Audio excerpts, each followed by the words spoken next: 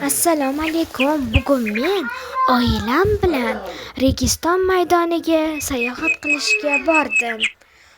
U yer juda go'zal. Ayniqsa Samarqandning havosi juda ham toza. Bulut osmoni musaffo, juda ham zo'r. Biz Mirzo Ulug'bek maqbarasiga kirdik.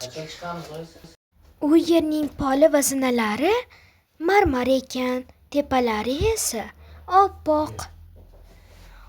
Biz uning ichiga kirib bordik. U yerda magazincha bor ekan. Ichi juda ham chiroyli ekan. U yerda daraxtlar ham bor ekan.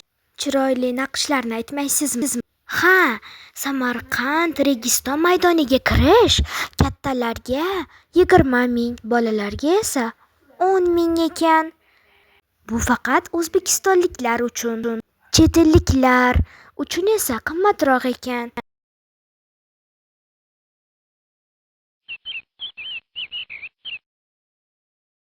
Maqbaralarning ichida do'konlar ham bor ekan. U yerda hamma narsa sotilar ekan. Registon maydoniga borishingizni taklif qilaman. Hammaga xayr.